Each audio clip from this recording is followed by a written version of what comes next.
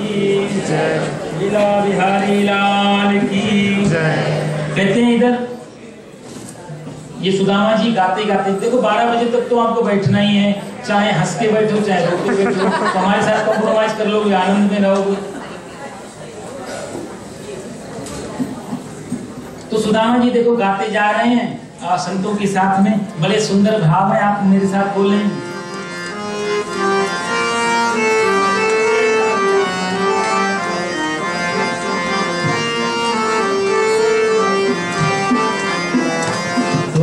गोविंद गोविंद गोविंद का संसार की गाने क्यों गावे तू, गोविंद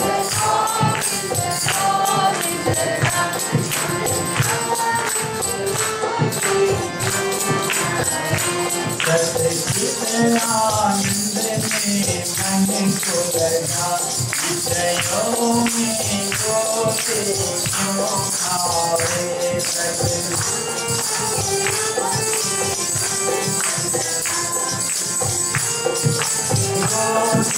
क्यों खावे तू, गोविंद गोविंद गोविंद संसार की गाने। ये दुनिया आनी जानी है, ओरे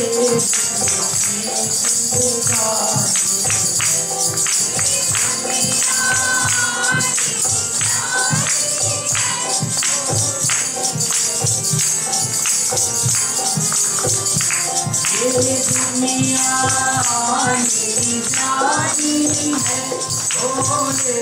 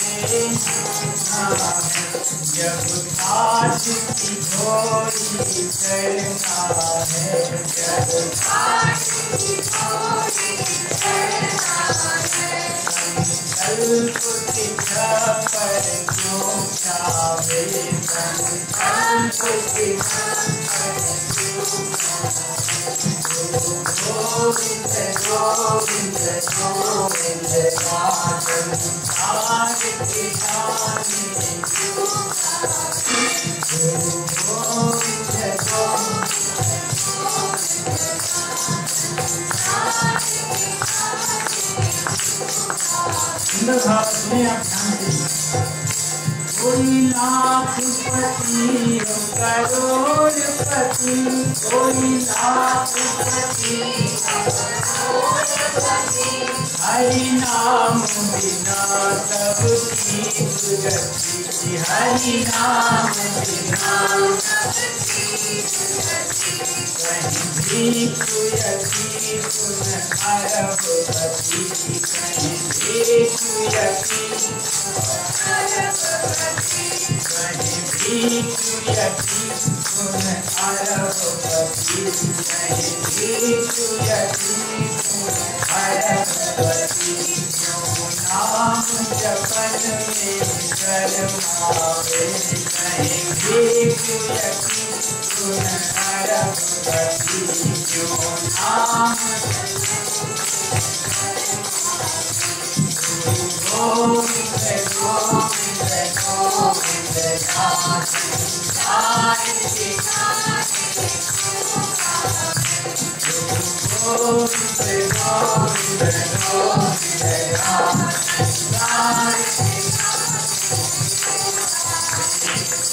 गोविंद गोविंद नाम संसार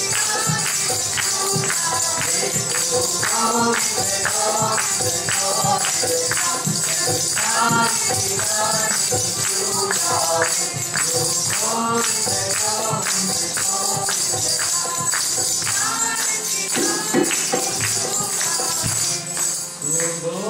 गोविंद गोविंद गोविंद संसार के गाने क्यों गावे। सुदामा जी गाते हुए भजन गाते हुए जा रहे हैं। देखो थोड़ा सा समय और लगेगा, धीरे धीरे भगवान का ये लीला समाप्ति की हो रही है। सुदामा जी रास्ते में पहुंचे, एक बहुत बड़ी नदी आ गई। देखो रास्ते में अब क्या करें महाराज, बूढ़ा शरीर दिखाई ढंग से देता नहीं, पार जाएं कैसे। तो एक नाविक आ गया नाव लेकर के। सुनो महाराज कहाँ पार जाना है? बोला हाँ पार तो जाना है। बैठो। सुदामा जी बोले बैठे तो सही, तो बैठेंगे तो पार लगा, नहीं तो किराया लेगा, पैसे हमारे पास है नहीं, हमको जाना ही ना है। जय श्री कृष्ण। अरे महाराज तुम जैसों को तो हम बिना पैसे के ही पार लगाते हैं, बैठ जाओ। सुदामा जी बैठ गए। नाविक अब थोड़ा सा चंचल है ना, तो उसने सुदामा जी की हालत देखी। क्या क्षमा करना विप्र देवता, कहाँ जा रहे हो? सुदामा जी बोले तो ना मालूम, दे हमारे जो द्वारिकाधीश है ना, हमारे बचपन के सखा हैं, हम उनसे मिलने जा रहे हैं। द्वारिकाधीश आपके सखा, आपके मित्र? बोले हाँ मेरे बचपन के मित्र हैं। नाविक बोला अरे महाराज काय को मजाक करो, तन पे नहीं लगता, चल गए कलकत्ता, कुछ तो शर्म करो, द्वारिकाधीश और आपके मित्र। सुदामा जी बोले तो ना मालूम, मेरो कन्हैया कपड़े ना देखे, मेरो कन्हैया उम्र ना देखे, मेरो कन्हैया तो सिर्फ भाव देखे। नाविक ने सोचा अरे पूरी दुनिया बदल गई सुदामा, तो मेरा तो सुदामा नहीं बदला।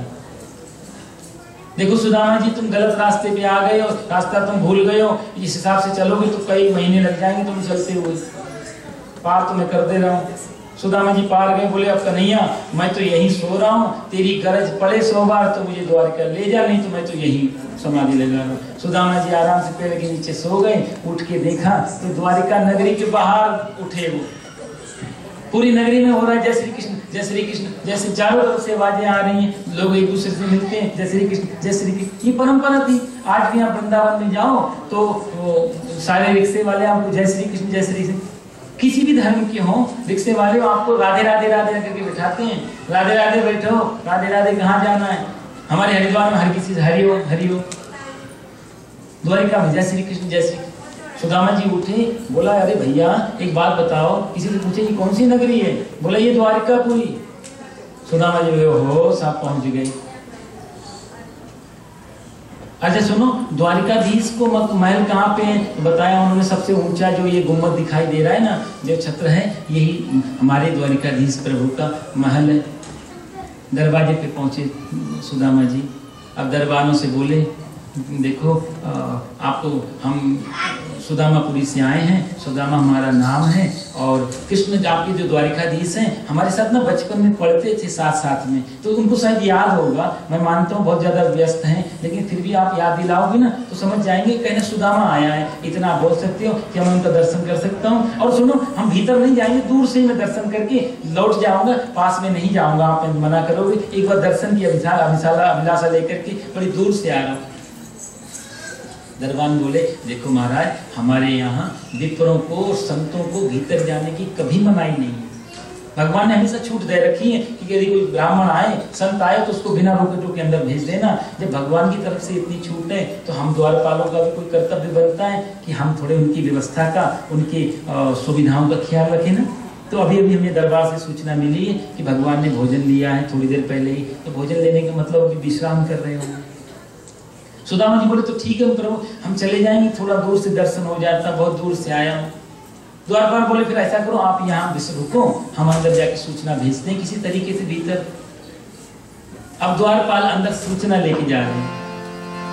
भगवान श्री कृष्ण को किसी सूचना दी कि मुख्य द्वार से 2 द्वारपाल आए हैं, तो विशेष निमंत्रण, विशेष सूचना लेकर के भगवान ने कहा भेजो ना भीतर। भीतर गए।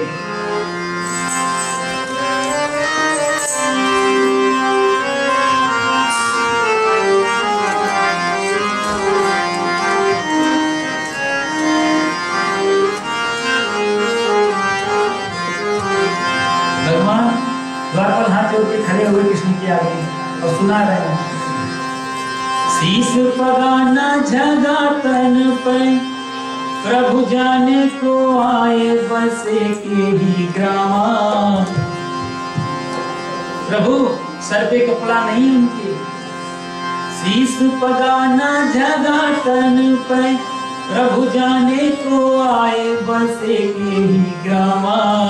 धोती फटी सी लटी दुपटी पाई रूपा नहीं समा। धोती फटी लटी पाई रूपा नहीं समा। वारी खड़ो दुर्बल एक रयो चकी शोभा सुखा विरामा। दयाल को नाम बतावत आपनो नाम सुदामा। दयाल को नाम बतावत आपनो नाम सुदामा। प्रभु देखो, द्वारपालों ने कहा कि पहले लोग जब कहीं जाते थे ना तो सर पे कपड़ा रख के जाते थे, सूर्य प्रकाश से बचने के लिए, सम्मान का प्रतीक होती थी पगड़ी। तो उसके सर पे कपड़ा नहीं है। शीश पगा न झगा तन पे, झगा बोलते हैं कपड़े को। सर पे भी और शरीर पे भी कोई बहुत बड़ा कपड़ा पहना हुआ नहीं है, सिर्फ एक अंगूछा डाला हुआ है। शीश पगा न झगा तन पे, प्रभु जाने को आए बसे के ही ग्राम। पता नहीं कहाँ से आया है, हाथ जोड़ के खड़ा हुआ है, आपसे मिलना चाहता है। और उसका स्वरूप कैसा है? बोले, धोती फटी सी लटी दुपटी। धोती की 3 उपमाएं दी। धोती फटी सी, एक तो फटी हुई धोती पहनी है, लटी सी मतलब पुरानी है, नई धोती नहीं, पुरानी है। और तीसरी उपमा दुपट्टी, पूरी धोती भी नहीं, दुपट्टा ओढ़ के चला आया है। इतना गरीब है, नितांत विपन्न है वो ब्राह्मण। धोती फटी सी लटी दुपट्टी और पाए उपाने की नहीं सामा, पहनने में कोई चप्पल और खड़ा पादुका पहनी नहीं। द्वार खड़ो द्विज दुर्बल, एक बड़ा दुर्बल उसका शरीर है, पेट है और पीठ दोनों एक ही में लग रहे हैं उसकी। रहो चक्षो वसुधा, आपके महल को बड़े बड़े आश्चर्यजनक रूप से देख रहा है। प्रभु उसने अपना नाम सुदामा बताया है, बताओ मेरे लिए क्या किया। और जैसे ही द्वारपाल के मुख से सुना सुदामा आया है, कृष्ण ने वहीं छोड़ी सब कुछ। बाजूबंद कहीं गिरा, पीताम्बर कहीं गिरा, खड़ाऊ कहीं छूटी, पादुका कहीं छूटी, दौड़ पड़े, मेरा सुदामा आया, मेरा सुदामा आया। एक दरवाजा पार किया, दूसरी देरी पार की, सुदामा आया। पीछे पीछे महामंत्री भाग रहे हैं, सेवक भाग रहे हैं, रानियों में हलचल मच गई। अरे किसने क्या सूचना दे दी? द्वारपाल बोले, मैंने कोई ब्राह्मण की सूचना दी। वो सुनते ही भगवान भागने लगे, मेरे को नहीं मालूम क्या हुआ। तो उद्धव जी पीछे भाग रहे हैं, देखो कौन आया, क्या हो गया, भगवान को क्या। सुदामा सुदामा सुदामा सुदामा करके दरवाजे, एक देरी पार, दूसरी देरी पार, 7 ड्योढ़ी थी भगवान की। इन 7 देरी को पार करके सुदामा बाहर खड़े हुए, जाकर के भगवान ने अपने अंत में भर लिया सुदामा। बोलो द्वारिकाधीश की। और अंत में भर करके प्रभु धीरे धीरे सुदामा को अपने महल में ला रहे हैं। तो कथा बहुत प्यारी है, बहुत भाव करुण रस से भरी हुई कथा है, लेकिन टाइम ही कम है तो क्या करें, सजाएं नहीं मिलती। तो जल्दी जल्दी सुदामा को भीतर लाए भगवान, सिंहासन पे बिठाया, रुक्मिणी से कहा सुनो ब्राह्मण संत घर पे आए ना तो पाद प्रक्षालन करना चाहिए, जाओ पानी लेकर के आओ। भगवान रुक्मिणी आदि तो जल लेने चली गई, इधर भगवान ने सिंहासन पे अपने बिठाया, स्वयं नीचे चरणों में बैठ गए और सुदामा जी के पैरों को अपने हाथ में ले लिया। अब देखो कितने सुंदर भाव है नरोत्तम दास जी के। ऐसे बिहार बिवाइन सोपद कंटक जाल लगे पुनि जोए, आए सखा तुम पायो महादुख, आए तना की दिन खोए, आए सखा पायो महादुख, आए तना की दिन। देखे सुदामा की दीन दशा, करुणा करके करुणा निधि रोए, पानी पर तो हाथ छियो नहीं, नैनन के जल सो पग धोए, पानी पर हाथ छुयो नहीं, नैनन के जल सो पग धोए, पानी पर।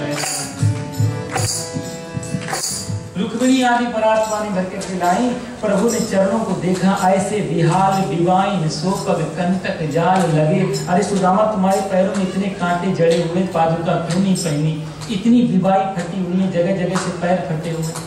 हाय सखा तुम पायो महादुख, कहाँ रहे इतने दिन, मेरे को कोई सूचना क्यों नहीं भिजवाई। देख सुदामा की दीन दशा, करुणा करके करुणा निधि, आज करुणा का सागर स्वयं करुणा करके रो रहा है।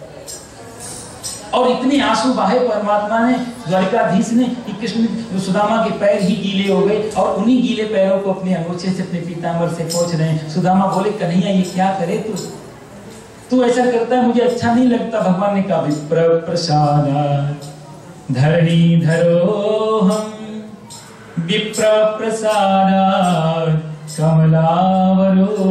आप जैसे संत महात्मा ब्राह्मणों की आशीर्वाद से तो मैं धरणी धरो हम, आपके ही आशीर्वाद से मैं लक्ष्मी का पति बना, आपके ही आशीर्वाद से मैं वसुधा का स्वामी हूँ। ये विप्र प्रसादा धरणी धरो हम, विप्र प्रसादा कमलावरो हम। सुदामा जी के पैर धोए, पैर धोने के बाद में भोजन की व्यवस्थाएं की गई सुदामा की। देखो 56 भोग बन करके आ रहे हैं, सारी गोपियां वो सारी रानियां लेकर के आ रही हैं, सारे तरफ थाल सजा दिए सुदामा के आगे, बोला प्रसाद पाओ। हाँ सुदामा ने कहा इतने, अब ये नहीं कि और कोई ब्राह्मण होते तो टूट पड़ते तो बहुत दिन से भोजन नहीं मिला। सुदामा जी ऐसा नहीं है। सुदामा जी बोले कन्हैया देखो हम लोग सात्विक ब्राह्मण हैं, त्रिकाल संध्या करने वाले हैं, बहुत ज्यादा चटपटा खाएंगे ना तो मन भजन में नहीं लगेगा, इसलिए 2 टिक्कल पानी में डाल के सुबह खा जाता हूँ, 2 टिक्कल पानी में डाल के नमक डाल के शाम को खा जाता हूँ, यही मेरा जीवन। भगवान बोले प्रसादे सर्व दुखानां हानिरस्यो विजायते, तदीयं वस्तु गोविंदा तब्रमेवा समर्पयेत्, गृहाणां समको भूत्वा प्रसीदा परमेश्वरा। भगवान को अर्पण करने के बाद यदि कोई प्रसाद कोई चीज ली जाए तो वो पदार्थ नहीं रह जाती, वो प्रसाद बन जाती है। परमात्मा को अर्पण करने के बाद यदि दोनों सांसारिक पदार्थों को भोगा जाए उसमें विकृति और दोष नहीं आता, इसलिए मेरा मान किया। सुदामा जी बोले अच्छा भाई कन्हैया जब ऐसी बात है तो दोनों फिर साथ साथ में खाएंगे, दोनों साथ साथ में लेंगे। कन्हैया ने अपितु भगवान भोजन पा चुके थे, पर कृष्ण सुदामा के प्रेम में भगवान ने दोबारा से भोजन किया साथ। अब भोजन हो गया, भगवान हाथ धुला रहे सुदामा के, तौलिया वगैरह आई, हाथ पोछे, सुदामा जी को बिठा दिया। अब कहा अपनी रानियों से कृष्ण ने सुनो घर में देवता आए प्रणाम तो करो, ठीक है। रुक्मिणी जी आई साहब घूंघट करके हाथ जोड़ के, सुदामा जी से ये हमारी पत्नी आ रही, आप इनको आशीर्वाद दो। तो सुदामा जी बोले ठीक है लाला बहुत बढ़िया। रुक्मिणी जी आई, रुक्मिणी प्रणाम करती हूँ, देवी चिर सौभाग्यवती भव। सत्यभामा प्रणाम करती हूँ, देवी चिर सौभाग्यवती भव। मित्रविंदा प्रणाम करती हूँ देवी चिर सौभाग्यवती भव। कालिंदी प्रणाम करती हूँ देवी चिर सौभाग्यवती भव। मैं विंदा प्रणाम करती हूँ देवी चिर सौभाग्यवती भव। मैं लक्ष्मणा प्रणाम करती हूँ देवी। इस तरह करके करीब 500 पत्नियां गुजर गई। सुदामा जी का तो बेचारों का हाथ ही थक गया। सुदामा जी बोले अभी 1 मिनट रुक जाओ, मुझे कन्हैया से कुछ बात करनी है। सुनो कन्हैया। हाँ बताओ क्या बात है। बोला नहीं कान में कहूँगा। बोला अच्छा कान लाए भगवान। बोले सुनो ये सब गांव की हैं या भगवान बोले नहीं सब अपनी है। अच्छा नहीं मैंने सोचा कि कोई संत महापुरुष आते हैं घर में तो पड़ोस के लोग भी आ जाते हैं आशीर्वाद लेने के लिए। भगवान बोले नहीं चिंता मत करो सब घर की हैं बिल्कुल। अच्छा कितनी है। भगवान बोले तुम देते जाओ। सुदामा जी बोले देखो 500 बार ऐसे ऐसे आप लोग भी करो तो बिना किसी सपोर्ट के ऐसे ऐसे करो तो हाथ थक जाएगा 100 बार नहीं। सुदामा बेचारों ने भी मेहनत की 500 बार। सुदामा बोले देखो मैं दुर्बल ब्राह्मण हूँ, सादा भोजन खाया जीवन भर, तो शरीर में ताकत नहीं है। अब तेरी जितनी पत्नियां हैं 16,108 बता रहा है, तो इतना तो आशीर्वाद देते देते मेरा गोविंदा नमो नमः हो जाएगा। तो ऐसा कर उनको सबको बोल एक ही बार में मेरे को प्रणाम कर ले, मैं सबको एक ही बार में आशीर्वाद दे दूंगा। यार इनको छोड़, सबकी तरफ से तू ही मेरे को प्रणाम कर ले, मैं तेरे को आशीर्वाद दे दूंगा। लाला ये भारत का संत, ये भारत का ऋषि भगवान को भी झुकने के लिए मजबूर कर देता है। प्रेम के पंथ में सदग्रंथ बदल जाते हैं, मान मर्यादा के कानून भी टल जाते हैं। भाव का भूखा हूं मैं, भाव ही एक सार है, भाव से भजो मुझको भव से बेड़ा पार है। अन्न धन और वस्त्र भूषण कुछ न मुझको चाहिए, आप हो जाए मेरा, बस यही तो मेरा सत्कार है। कि बांध लेते भक्त मुझको प्रेम की जंजीर में, इसलिए इस भूमि पर होता मेरा अवतार है। भगवान प्रेम की भूखी है। शिवजी के झूठे बेर खा रहे, लक्ष्मण तो फेंक रहे थे, राम जी खा रहे। राम ने बोला अभी नहीं खाओगे तो जबरदस्ती खिलाएं, राजी नहीं मानोगे, को राजी मानोगे। तो वही बेर जो लक्ष्मण ने पीछे फेंके थे सबरी के की भिन्नी की झूठे बेर है, भगवान ने उन्हीं बेरों को हिमालय पे भेज करके संजीवनी बूटी बनाई। और संजीवनी थी क्या, भिवनी के वही बेर वहां पहुंचाए भगवान ने, और बूटी के रूप में लक्ष्मण को खिलाए। मेरे भक्त का प्रसाद यदि परित्याग करोगे तो खाने पड़ेंगे, राजी नहीं को राजी। भक्त का अपमान भगवान सहन नहीं करते। सुदामा को आशीर्वाद, भगवान को आशीर्वाद दिया सुदामा ने, और सुदामा से भगवान ने पूछा सुनो बहुत दिन हो गए आपके दर्शन नहीं हुए और आप सब कुशल मंगल से तो हैं, अब आप ये बताओ कि आप ही ब्राह्मण गुरुकुलार, हम लोग गुरुकुल में तो अच्छी तरह रहते थे, आप वहीं चले गए, मैं द्वारिका आ गया, मैं यहाँ व्यस्त हो गया, आप अपने जीवन में व्यस्त हो गए, तो भाइयों डा सदृशी हुआ, क्या आपको आपकी जैसी कोई पत्नी मिली, कोई देवी मिली, शादी हुई? सुदामा जी बोले ये भीड़ में पूछने वाली बात। सुदामा जी कृष्ण का अपने घर के लोग इनके सामने कैसी शर्म। सुदामा जी बोले क्या बताऊं, शादी करने की बिल्कुल इच्छा नहीं थी केशव, और पिताजी नहीं माने, जबरदस्ती शादी कर दी, तेरी भाभी का नाम सुशीला। कृष्ण बोले देख लो शादी कर ली और हमें नहीं बुलाया। सुदामा बोले मैंने तो एक शादी की और तैने बुलाया मेरे को, 16,108 करके बैठी है। भगवान बोले तुम्हारी शादी का तो बड़ा हिसाब किताब रहा होगा, पिताजी देखने गए होंगे, पीली चिट्ठी गई होगी, उसके बाद लगन गई होगी, फिर टीका गया होगा, फिर तुम बारात लेके गए हो। मेरी शादी के बारे में सुनो, सुबह 7 बजे तो कोई विचार ही नहीं है शादी होनी, और 12 बजे बहू घर में आ गई। मेरे तो सारी इमरजेंसी में हुई है सब। चलो अच्छी बात, आपका विवाह हो गया, बच्चे भी हैं आपके, तो बताओ भाभी ने मेरे लिए क्या भेजा?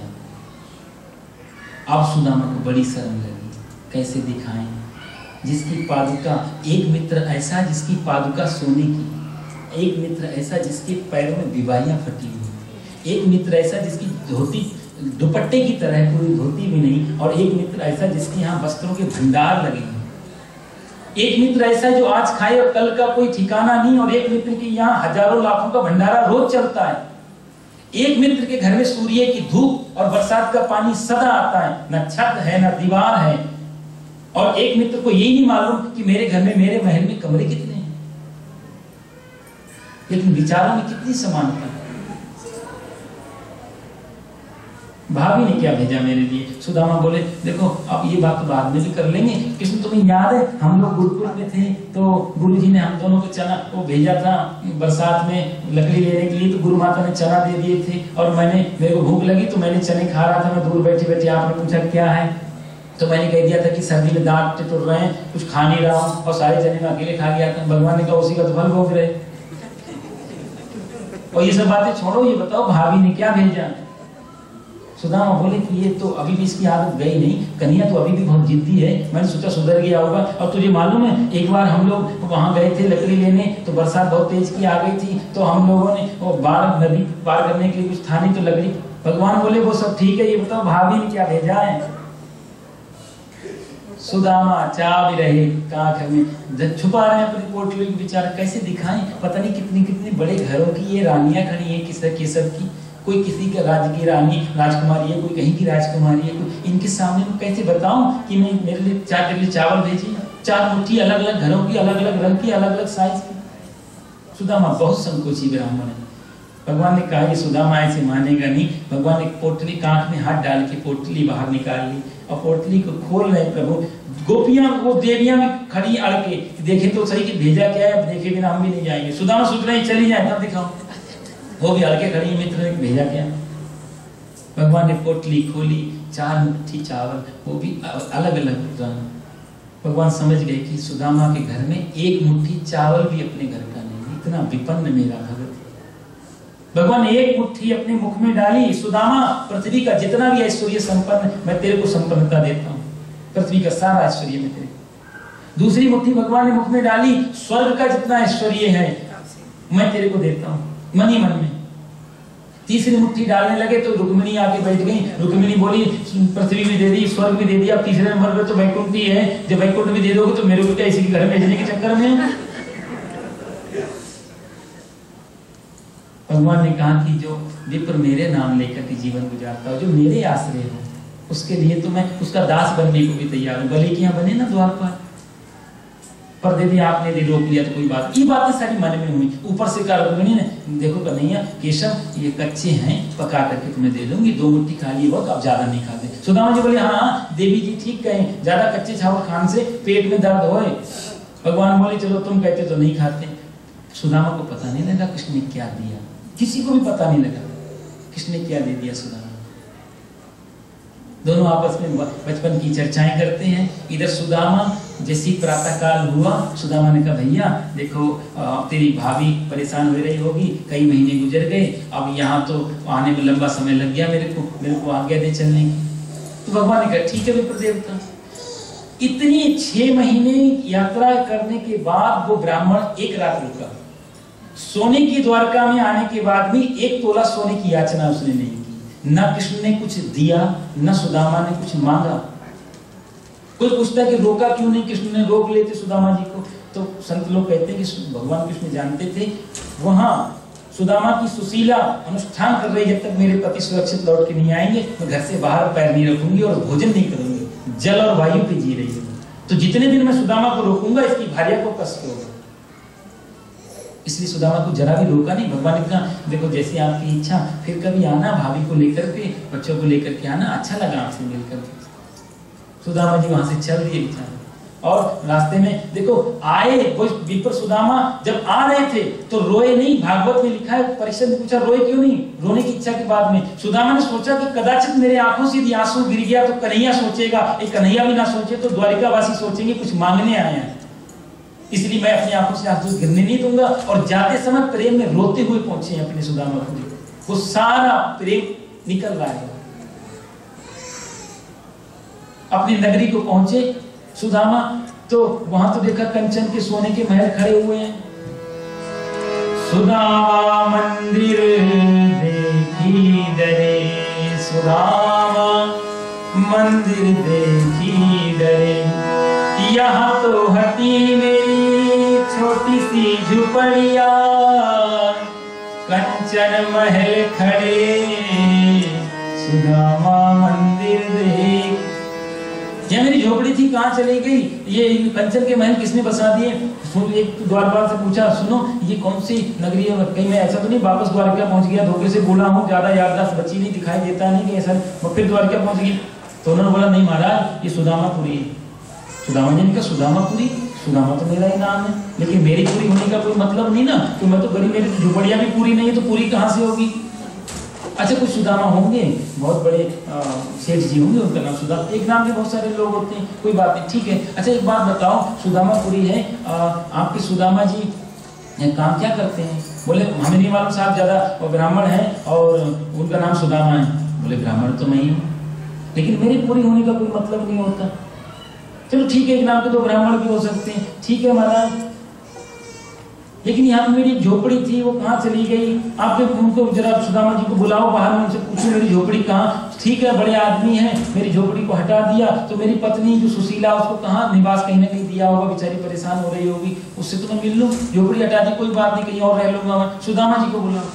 द्वारपाल बोला सुनो साहब, सुदामा जी 6 महीने से द्वारका गए हुए हैं, अभी तक आए नहीं, आएंगे तो आपको सूचित कर दूंगा। सुदामा द्वारका तो मैं गया था, लेकिन मेरी पूरी होने का कोई मतलब नहीं। सुदामा जी ने सोचा कहीं ऐसा तो नहीं है टेढ़ी टांग वाले ने कोई नाटक कर दिया हो, मेरे को भी बताया ना हो। तो एक ही रास्ता है, यदि अंदर सुशीला है तो समझ लो मेरी पूरी है, कोई और देवी जी निकली तो मैं भी चलता बनूंगा। बोला सुनो ठीक है, आपके सुदामा जी हैं, ब्राह्मण हैं, सेठ जी हैं, उन्हीं की पूरी है, द्वारका गए, उनकी पत्नी को तो बुलाओ, मैं उनसे तो पूछूं मेरी झोपड़ी कहाँ चली गई, मेरे बच्चे, मेरी पत्नी। तो आप अंदर सूचना। बोला ठीक है यहीं खड़े रहिए। अब ये द्वारका के तो द्वारपाल है नहीं जो बड़ा विनम्र हो, द्वारकाधीश के द्वारपालों में विनम्रता थी। अब तो यदि अंदर कोई, अब इसी परंपरा चल रही ना भारत में, अंदर कोई मिनिस्टर से काम कराना हो तो द्वारपाल को 50 रुपए दे दो, वो अपना साइन सब करा के ले आता है, बिना उसके दूसरे में नहीं देगा, चाहे कितनी लीगल सही है, रिश्वत की। कहते लेकर विदाई हिंद से इंसाफ जन्नत को गए, जनता की सेवा के लिए बस 3 बेटे रह गए, सबसे बड़े रिश्वत अली, दूजे सिफारिश खान हैं, और तीजे खुशामिद बेग की कैसी निराली शान है। इंसाफ तो न्याय तो जन्नत को चला गया, 3 बेटे रह गए। बोले कौन कौन, रिश्वत, खुशामद और सिफारिश।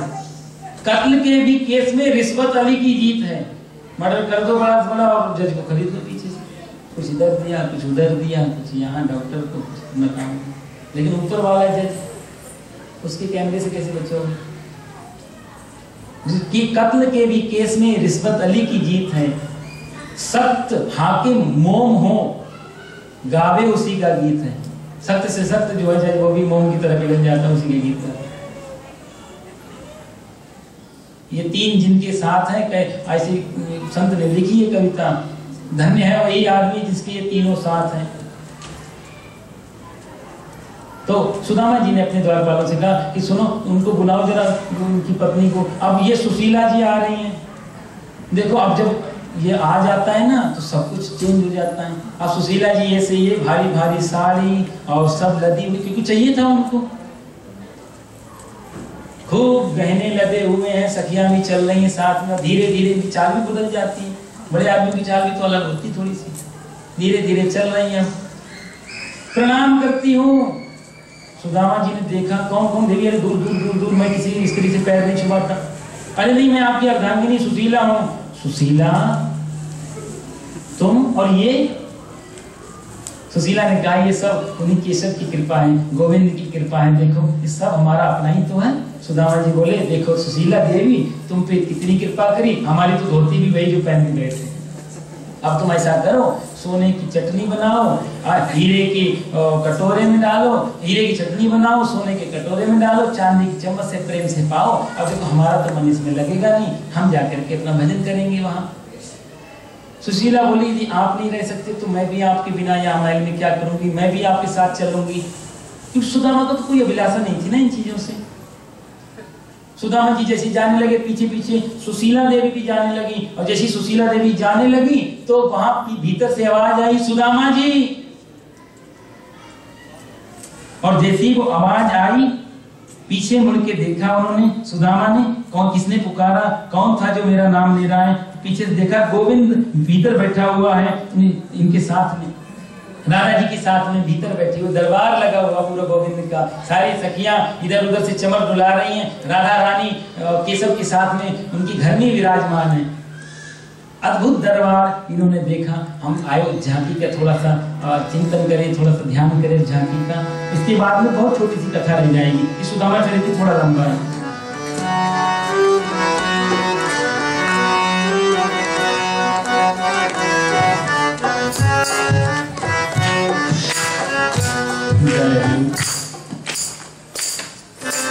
दरबार में बंसी वाले के, दरबार में बंसी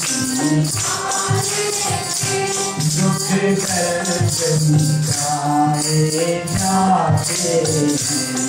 दरबार में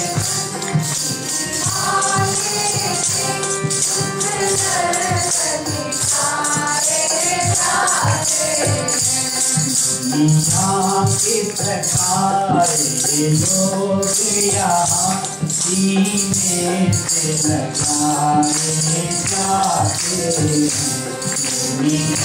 बड़े सुंदर भावना के साथ गाएंगे।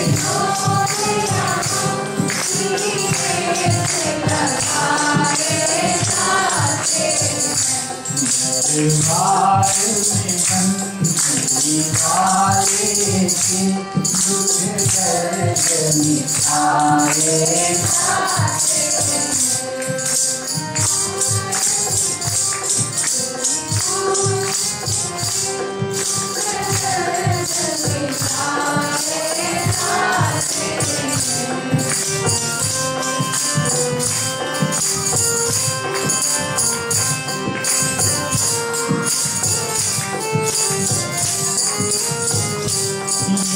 महफिल है दीवानों की, हर भक्त यहाँ पर मतवाला।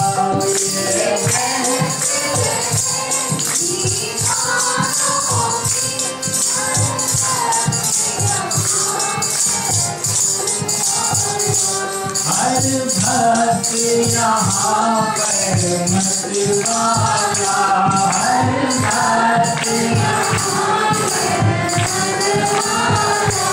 भर भर के प्याले अमृत की, भर भर के यहाँ सबको पिलाए जाते हैं। इस दर पर शीश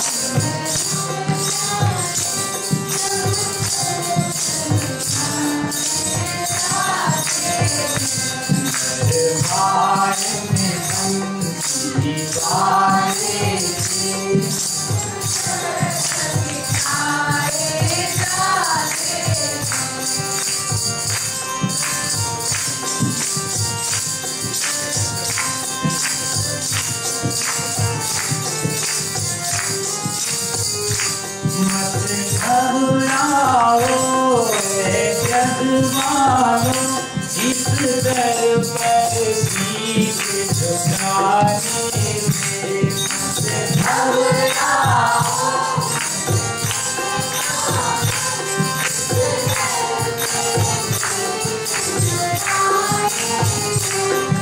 इस दर पर शीश झुकाने से, इस जहाँ कर्म करोगे यहाँ जो कर्म करेगा वो शर्माता ही रहेगा। भगवान ने मुंह दिया, वाणी दी, बड़ी कृपा की। ध्रुव जी कहते हैं आपकी कृपा से मेरे में वाणी आई, तो उसकी कृपा का पूरा लाभ उठा लो। भगवान ने ताली दी है, हाथ दिए ताली बजाने के लिए, तो बड़ी बड़े प्रेम से गाओ। और देखो एक कहानी सुनाता हूँ आपको। 4 लोग लेके जा रहे हैं एक मुर्दे को, कंधे पे रखा हुआ, कह रहे हैं कि राम नाम सत्य है, राम नाम सत्य है, राम नाम सत्य है। एक महात्मा जी उधर से आ रहे थे, बेचारे फकीर आदमी। उन्होंने गांव वाले से पूछा, सुनो ये क्या कह रहे हो, राम नाम सत्य, राम नाम सत्य, काय हल्ला मचाए हो? बोले महाराज राम तो भगवान का नाम है, राम नाम सत्य है, राम नाम सत्य बोल रहे हैं। बोला वो तो सब ठीक है, आप राम नाम सत्य बोल रहे, अच्छी बात है, पर जो ऊपर लेटा ये क्यों नहीं बोल रहा? उन्होंने कहा महाराज वो कैसे बोलेगा, वो तो मरा हुआ। महात्मा जी ने डायरी में नोट किया, जो भगवान का नाम नहीं लेता वो, आप लोग समझ जाओ, मेरे से साथ साथ गाओ।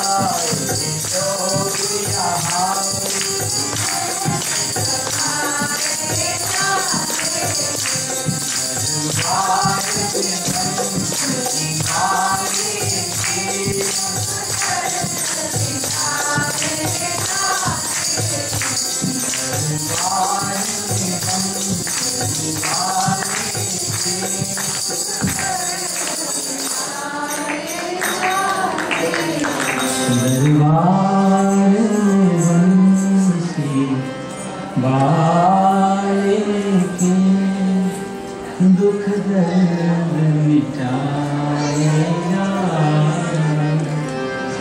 बोलो द्वारिकाधीश की। सुदामा जी को बहुत आशीर्वाद दिया भगवान ने, कहा देखो मेरा सहयोग करके किसी भी चीज़ को आप ग्रहण करते हो तो उसमें दोष नहीं रह जाता।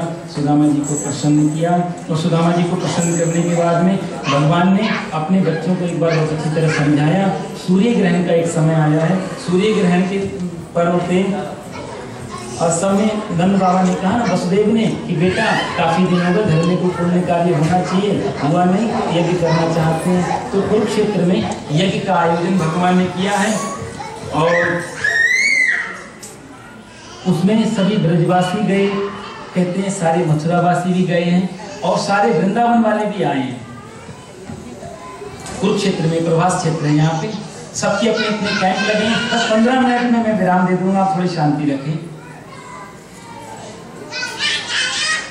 वहां कैंप लगे हुए, देखो अपने अपने ब्रजवासी उधर ठहरे हैं, मथुरावासी इधर ठहरे हैं, द्वारिकावासी इधर ठहरे हैं, सब अपनी अपनी जगह ठहरे हैं। किसी तरह मैया को पता लग गया, यशोदा मैया भी आई ना उसमें, यशोदा मैया को पता लग गया कि मेरा कन्हैया भी आया है। तो बूढ़ी मैया बेचारी अपने टेंट से बाहर निकली और कन्हैया कन्हैया कन्हैया कन्हैया पुकारती जा रही है। सब टेंट के आगे, दरवाजे के आगे, मेरा कन्हैया कहाँ है, मेरा लाला कहाँ, मेरा छोरा कहाँ।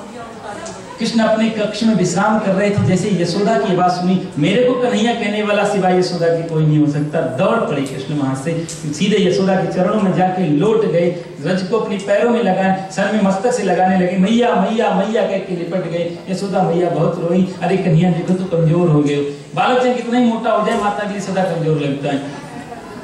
यशोदा मैया से बहुत सारी बातें हुई। कहते हैं वहाँ गोपियां भी आई हैं, सारी राधा रानी भी पधारी हैं। तो इधर जो कृष्ण पत्नियां हैं ना, अष्टपत्नियां और रुक्मिणी सत्यभामा आदि, इन्होंने कृष्ण से कहा सुनो, हाँ हमने सुना है कि राधा रानी भी आई हैं और सारी गोपियां भी आपकी आई हैं, तो आपकी आज्ञा हो तुम थोड़ी देर के लिए मिल के आ जाए।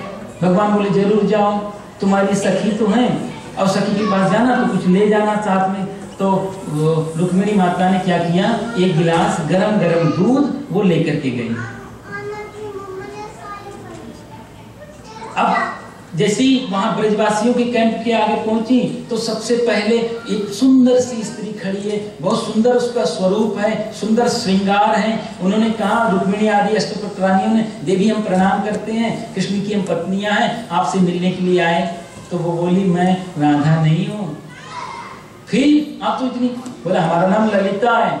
अच्छा देवी, वो तो अंदर है। अंदर गई तो एक उससे भी खूबसूरत खूब सुंदर गौरवर्ण की नारी द्वार पे खड़ी हुई है, हम आपको प्रणाम करती, कृष्ण पत्नी आपसे दर्शन। बोले हम भी नहीं, हमारा नाम वनिता है, ललिता विनीता, इस तरह करके 7 सखियां हैं राधा की, जो द्वार का देखती हैं किसी आने जाने वाले।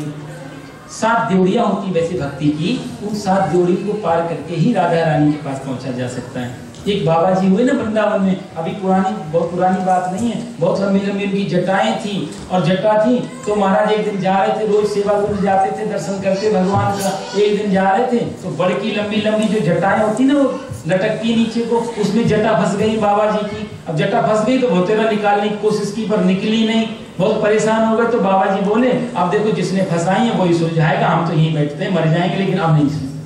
वो बाबा जी बेचारे वहीं बैठ गए, 1 दिन 2 दिन 3 दिन 4 दिन भूखे प्यासे बेचारे वहीं बैठे हैं, चक्कर आ रहे हैं। एक ग्वालिया आया छोटा सा गोपाल, बाबा बोले हाँ।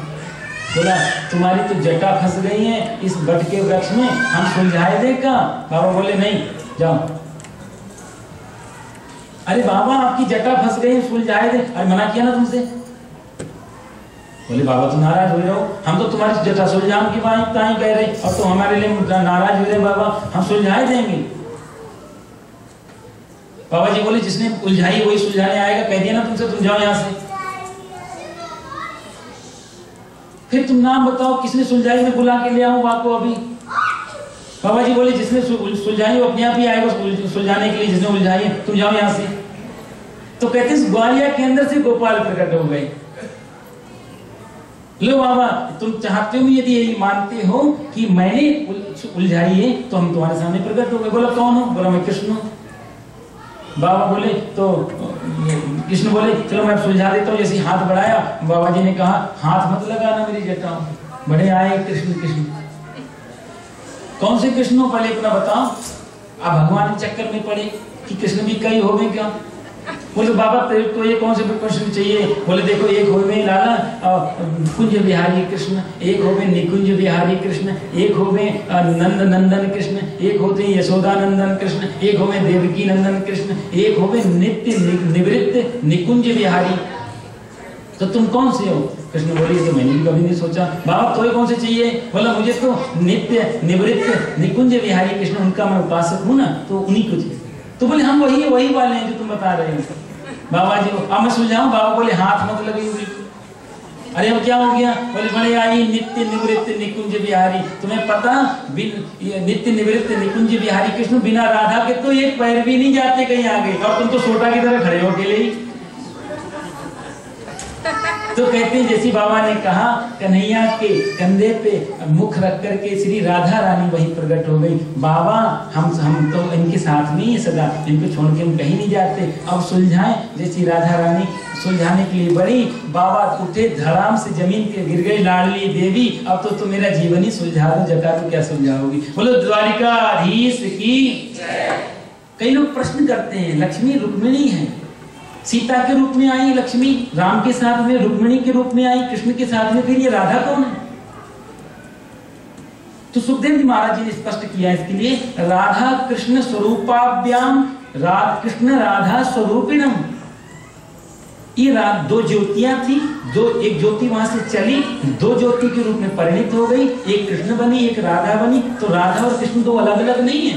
राधा कृष्ण स्वरूपाभ्याम कृष्ण राधा स्वरूपिणम। राधा ही कृष्ण है और कृष्ण ही राधा है। ये आराध्या शक्ति है। राधा का उल्टा क्या होता है। राधा का उल्टा धारा। कृष्ण प्रेम की जो धारा है वही बहते बहते राधा बन जाती। गोपियां रुक्मिणी लेकर के गई दूध, राधा जी के सामने जाके खड़ी हो गई। सुनो राधा रानी हम आपको वंदन करती है, नमन करती है, कृष्ण की पत्नियां, हम आपके लिए आए मिलने के लिए। तो राधा जी ने कहा बैठो स्वागत है आपका सबका। बिठाया कृष्ण पत्नियों को। देखो हम आपके लिए दूध लाए थे, ये थोड़ा आप पी लेती तो हमें अच्छा लगता।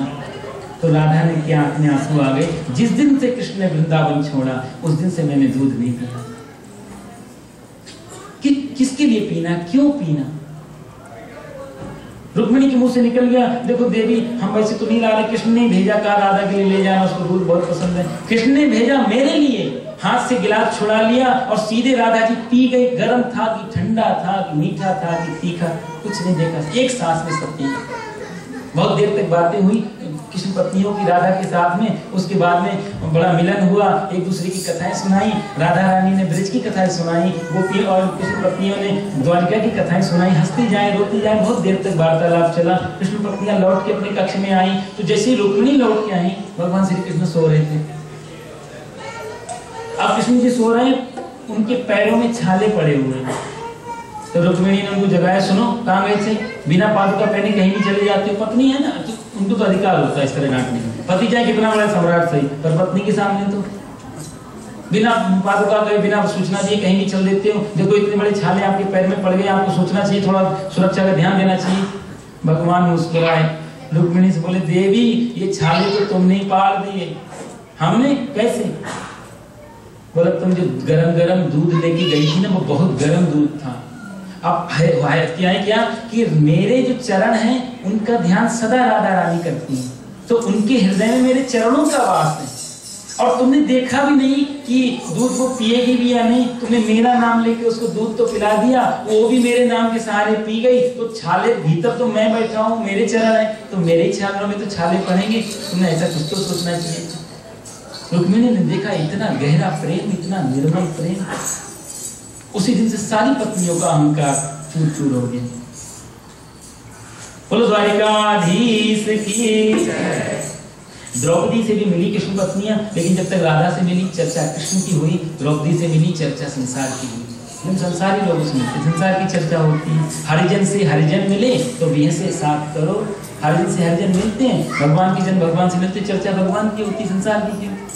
संसारी लोग संसार की चर्चा करते। द्रौपदी आदि से भी मिली हैं और वहां बहुत बड़ा एक यज्ञ हुआ है। सभी वापस गए हैं अपनी अपनी जगह। वेद भगवान ने आके भगवान की स्तुति की है, कई अध्यायों में स्तुति है। ये पूरी स्तुति बहुत वेदांत संबंध है। अभी तो टाइम नहीं है, फिर कभी अगली कथा में मौका मिला तो जरूर सुनाएंगे। वेद ने कई अध्यायों में बहुत अच्छी तरह से उपस्थित है, सुनने लायक स्तुति की है। शास्त्र शीर्षः पुरुषः शास्त्राक्षः शास्त्र पाठ, प्रभु आपकी हजार भुजाएं, हजार आपके मुख, इस तरह करके वेद भगवान ने स्तुति की है।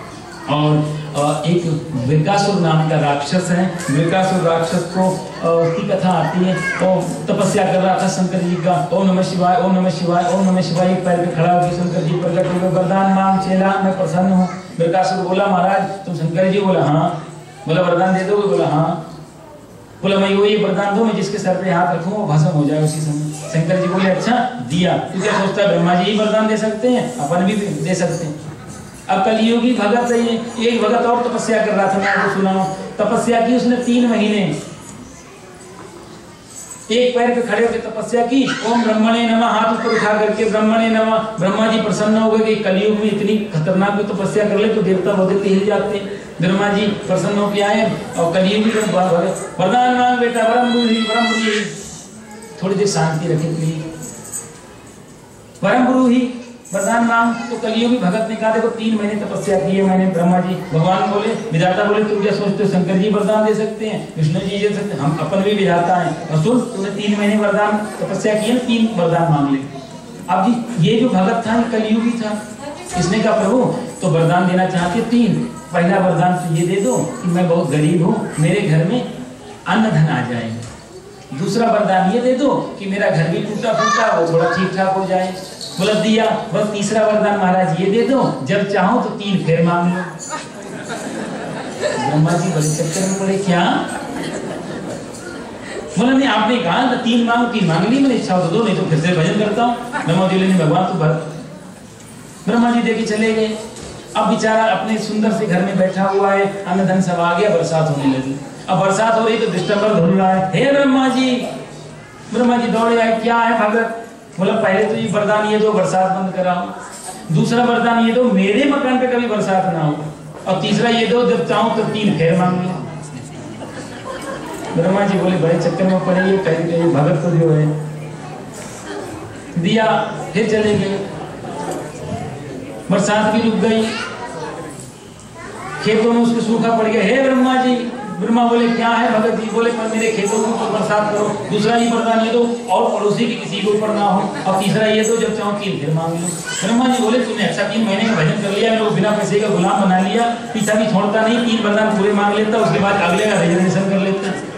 विष्णु भगवान के पास पहुंचे, क्या हुआ ब्रह्मा जी? बोला महाराज क्या बताऊं, ये कलियुगी भगत के चक्कर में पड़ गया हूँ। 2 वरदान मांग लेता है, तीसरे में रिजर्वेशन कर लेता, अगले वाला छोड़ता है नहीं पीछा।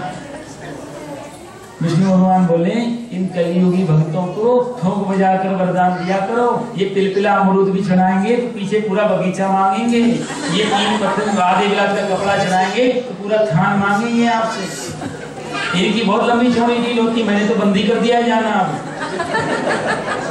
ब्रह्मा जी बोले महाराज इस बार तो बचाओ, अगली बार देखेंगे। भगवान ने सरस्वती माता का इशारा किया, सरस्वती माँ की जीवा पे बैठी। ब्रह्मा जी आए, क्या है भगत जी? बोला पहला वरदान ये दो कि फालतू की चीजों से मेरा दिमाग निकल जाए, दूसरा ये दो ये वैराग्य हो जाए, तीसरा वरदान ये दो ब्रह्मा जी मेरी मुक्ति हो जाए। भगवान ब्रह्मा जी बोले तो मुक्ति ले भक्ति ले, मेरा पीछा छोड़। ऐसे कलियुगी भगत वृकासुर ने कहा शंकर भगवान से कि मैं जिसके सर पे हाथ रखूं वो भस्म हो जाए। शंकर जी बोले तथास्तु, जोश में थे शंकर जी। वृकासुर बोले अच्छा सुनो वरदान देके जा कहाँ रहे? शंकर जी बोले वरदान मिल गया तेरे को? बोला नहीं मैं पहले ट्राई करूंगा तुम असली शंकर हो या नहीं हो, इधर आकर सर पे हाथ रख के देखना तुम्हारे। अब शंकर जी भागे बेचारे वहां से, ये कैसा भगत पीछे पड़ा, भागते जा रहे पीछे पीछे वृकासुर है। रास्ते में नारद जी मिले, नारद जी से कहा बचाओ। नारद जी बोले कि तुम्हारे छोड़ के मेरे पीछे पड़ गया तो मेरा भी हो जाएगा। नारद जी बेचारे आ गए, ब्रह्मा जी अलग, विष्णु लोक को गए। क्या हुआ? अरे एक भगत को वरदान दे दिया, वो मेरे ऊपर पहले एक्सपेरिमेंट करना चाहता। भगवान विष्णु बोले भोलेनाथ से कलयुग में बिल्कुल भरोसा मत करो, कोई पता नहीं अंदर बाहर कुछ और चलता है। बाहर से तो बबलू तेरे बड़ा ध्यान होता है, बड़ी आंखें बंद होती हैं, जब पड़ोसी चला जाता है मंदिर से तो हम भी ठीक हो जाते हैं।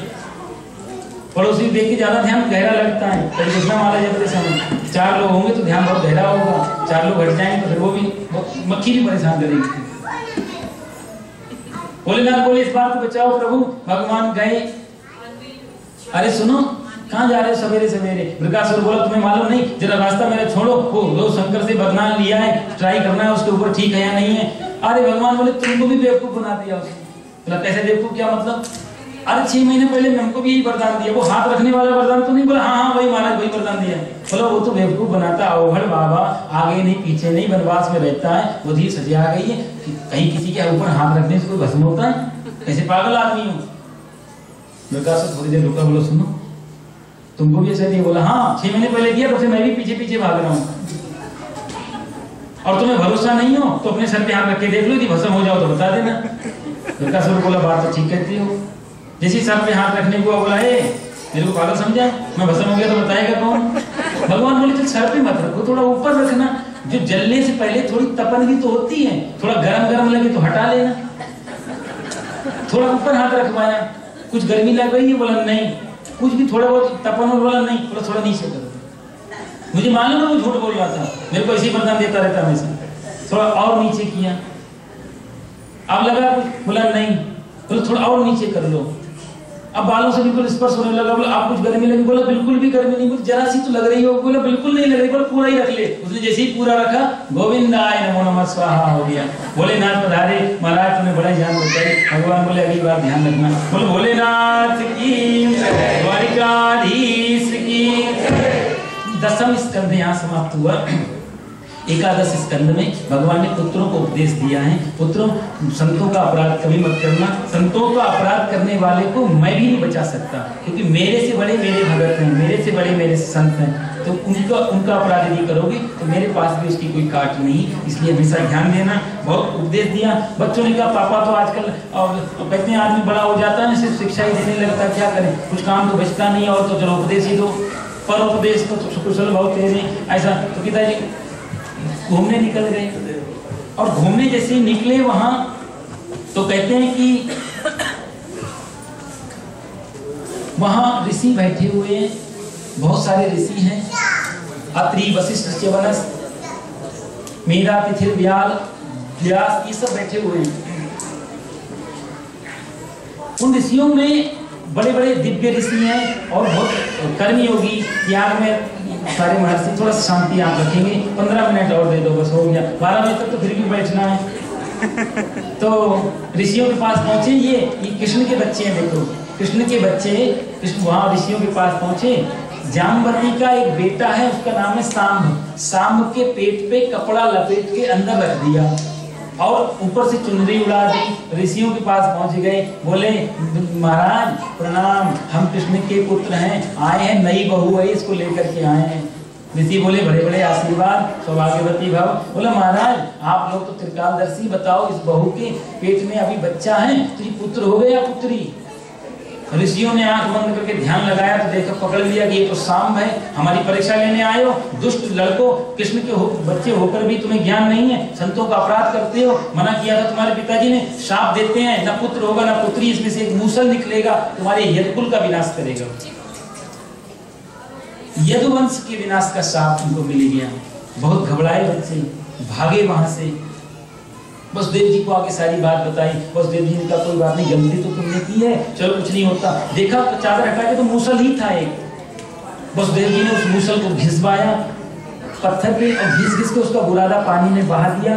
वही जो बुरादा उसका जो गिरा, वही गंगा मैया ने किनारे कर दिया और रेत में वो कुशा नाम की, इलिया नाम की एक घास उत्पन्न हो गई, इरीका बोलते हैं उसे, वो घास। और लास्ट में जो छोटी सी टुकड़ा बच गया उसको ऐसे फेंक दिया। एक मछली ने उसे निगला, मछली को एक बहेली ने पकड़ा, बहेली ने मछली को पेट फाड़ा, वो टुकड़ा जो मिला लोहे का, उस टुकड़े को अपने बाण के आगे पे लगाया है, इसी को वो कृष्ण को आगे मारेगा।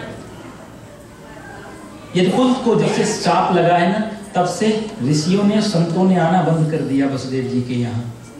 द्वारिका में कोई संत आता नहीं है। वसुदेव जी को बड़े बड़े अपशकुन हो रहे हैं।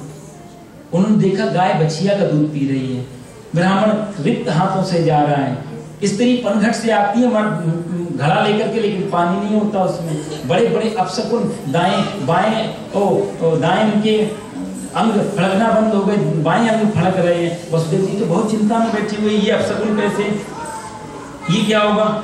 इधर देवताओं ने भगवान कृष्ण की सामने आके प्रार्थना की, प्रभु वापस नहीं चलना है, उद्धार हो गया, धर्म की विजय भी हो गई, अब आओ अपने धाम को वापस। भगवान ने देवताओं को आशीर्वाद दिया, मैं शीघ्र ही वापस आऊंगा, आप लोग चलो। देवताओं की प्रार्थना स्वीकार की। और इधर नारद जी आए। नारद ने आकर के वसुदेव जी के पास बैठे। वसुदेव ने पूछा, नारद हमारे द्वारिका में कुछ ठीक नहीं लग रहा, अब मन भी पूजा में नहीं लगता है, हम लोगों को मन में भी शांति नहीं रह गई, कोई संत आजकल आता नहीं, आप भी आते नहीं, बहुत दिन हो गए, हमारे से क्या गलती हुई, क्यों ऐसे आप चले गए। तो नारद जी ने सारी घटना बताई। वसुदेव जी ने फिर कई प्रश्न किए कि धर्म का लक्षण क्या है, किसे कहते हैं। तो वसुदेव ने कहा, नारद जी ने कि वसुदेव जी, जो आज आप मेरे से धर्म के संबंध में प्रश्न करते हो, यही प्रश्न एक बार आपके जो पूर्वज हैं महाराज यदु, इनकी सभा में नव योगेश्वर पधारे थे, तो नव योगेश्वरों से ही इन्होंने, यदु महाराज ने यही प्रश्न किए थे, वो मैं आपको बताता हूँ। महाराज यदु ने पूछा कवि नाम के उनसे कि भागवत धर्म क्या है, भागवत धर्म किससे क्या होता है। तो कवि नाम का जो नव योगेश्वर है, उन्होंने कहा कि भगवता प्रोक्तम भागवतम, जो भगवान का हो जाए वही भागवत होता है। तो दूसरा प्रश्न उन्होंने किया कि महाराज भक्त के लक्षण क्या हैं, भक्त किसे कहते हैं। तो हरि नाम के योगेश्वर ने उनको भक्त के लक्षण बताए, जो कहते हैं सर्वस्व समर्पित कर दे, जो समर्पित भाव से अन्योन्याश्रय जो इसका संबंध जुड़ जाए, वही भक्त है। तीसरा प्रश्न उन्होंने किया कि भगवान माया का स्वरूप कैसा है। तो कवि हरि प्रबुद्ध नाम के योगेश्वर ने कहा कि माया उसे कहते हैं जो होते हुए भी दिखाई ना दे, असत्य होते हुए भी जो सत्य लगे, वही तो माया है। ये संसार झूठा होने के बाद भी सत्य लगता है, इसलिए तुम इसमें लगे रहते हैं, और एक दिन सांसें बंद हो जाती है, तब पता लगता है कि सब कुछ खेल था, सब कुछ नाटक था, यही एक माया है। चौथा प्रश्न किया, प्रभु नारायण का स्वरूप क्या है। तो नारायण का स्वरूप पिपलायन नाम के योगेश्वर ने बताया। कर्मयोग की परिभाषा क्या है। आविर्भूत्र नाम के योगेश्वर ने कहा कर्म और योग, कर्म को परमात्मा से योग माने मिला देना। जब किसी भी कर्म को अपने मैं करता हूँ, जब ऐसा करता है व्यक्ति, तो वही कर्म वासना में ले जाता है। कर्ता हम इति मन्यते, अहंकारा विमूढ़ात्मा कर्ता हम इति मन्यते। जब आदमी सोचता है कि मैं करता हूँ, तो वो वासना में जाएगा। उसी कर्म को परमात्मा से जोड़ देना कर्म योग बन जाता है, फिर वो वासना नहीं रहती, वही धर्म बन जाता है। तीसरा जो प्रश्न किया महाराज, लीला क्या है। तो लीला के बारे में पिपला सुमे द्रमिल नाम के योगेश्वर ने बताया। संसारी लोगों की मुक्ति कैसे मिलेगी। संसारी लोग किसे कहते हैं, बोला जो चक्कर में फंसे रहते हैं वो संसारी लोग हैं, जो निकल जाते हैं वो ज्ञानी लोग हैं। द्रमिल नाम के योगेश्वर ने बताया। उपासना की विधि क्या है महाराज यदु ने पूछा, तो करभाजन नाम के योगेश्वर ने बताया कि उपासना उपसमीपे असनम इति उपासनम, जो परमात्मा के बहुत नजदीक का अनुभव करे। उपासना और व्रत का मतलब यही होता है कि हम भगवान के नजदीक हैं, हम भगवान के बिल्कुल करीब हैं। जब ऐसा अनुभव होने लगे, मैं अलग नहीं वो अलग नहीं, हम दोनों एक ही हैं, ऐसा जब अनुभव होने लगे, तब वही उपासना कहलाती है, जहाँ जीव और परमात्मा, भक्त और भगवान एक हो जाते हैं। नव योगेश्वरों का संवाद इनको सुना है, बहुत विस्तार से है, कई अध्यायों में है, मैंने आपको सूक्ष्म रूप में बताया। वसुदेव महाराज ने यहाँ से ये नारद जी तो विदा ले गए। वसुदेव महाराज जी ने कृष्ण को बुला करके पूछा कि लाला ये कैसे आपात हो रहे हैं, उत्पात हो रहे हैं यहाँ। कृष्ण ने विधि बताई कि अब ये शाप लग चुका है, ऋषियों का अपराध हो चुका है। अब जो एक बार धनुष से तीर निकल जाए, मुख से वाणी निकल जाए, तो वो कभी वापस आते नहीं है। तो अंत में भगवान ने उद्धव को बुलाया है, उद्धव को उपदेश दिया है, बहुत मार्मिक उपदेश है। संन्यास धर्म की व्याख्या, आश्रम धर्म की व्याख्या, योग की व्याख्या, न्याय की व्याख्या, मीमांसा की व्याख्या, तत्वों की व्याख्या। 28 प्रकार के तत्व हैं, उन तत्वों की व्याख्या की। पंच ज्ञानेंद्रिय अलग अलग बताएं, पंच कर्मेंद्रिय अलग अलग बताएं, पंच महाभूत अलग अलग बताएं, पंच तन्मात्राएं, इस 24 तत्वों की जो शरीर के अंदर होती, इनकी अलग अलग बहुत विस्तृत व्याख्या भगवान ने उद्धव को की। और उद्धव को अंतिम में कहा, सुनो उद्धव, अब यहाँ से तुम सीधे बद्रिकाश्रम चले जाना। क्यों? बोला ये आज के 7वें दिन द्वारिका डूब जाएगी। उद्धव ने बहुत कुछ और भी पूछा कि महाराज कुछ और भी बताओ, छोटा मोटा मेरा मन शांत नहीं हुआ। तो भगवान ने एक ब्राह्मण की कथा भी सुनाई है, एक अवधूत की कथा सुनाई, जिनका नाम स्वामी दत्तात्रेय जी महाराज है। ये भगवान के रूप है। बोलो दत्तात्रेय जी महाराज की। बोला दत्तात्रेय महाराज को एक दिन एक राजा मिल गए, यदु महाराज। उन्होंने पूछा कि महाराज एक बात बताओ, आप बहुत मोटे ताजी हो, काम तो करते दिखाई नहीं देते हो, कोई मेहनत करते नहीं हो, खाते पीते कहाँ से, घर भी नहीं, आप भूत बाबा हो, इतना मोटा ताजा शरीर कैसे मिला, और बड़े मस्त रहते हो। हम लोग इतना काम भी करते हैं, घर में भी बहुत कुछ भरा रहता है, फिर भी टेंशन में रहते हैं, आपके पास तो कुछ नहीं, फिर भी नो टेंशन, ऐसा क्यों? तो ये अवधूत महाराज दत्तात्रेय महाराज हैं, उन्होंने कहा कि जो छोड़ देता है वही प्रसन्न है, जो चीजों को इकट्ठा करने का प्रयास करेगा सदा शांत रहेगा, क्योंकि जो इकट्ठा किया उसकी सुरक्षा में टेंशन बनेगी, और इकट्ठा करने के बाद दूसरे से वो प्रतिस्पर्धा करेगा कि मेरे उससे ज्यादा है कि कम, ये दो चीजें अशांति में ले जाती हैं। इसलिए अपन के पास कुछ है नहीं, संतों की दुनिया अजब है निराली। और दूसरी चीज, मैंने यहाँ पृथ्वी पूरी ब्रह्मांड में 24 गुरु अपने जीवन में बनाए, एक एक को गुरु बना के एक एक शिक्षा दी। महाराज किस किस को गुरु बनाया? तो कहते हैं भूप, पृथ्वी, वायु, आकाश,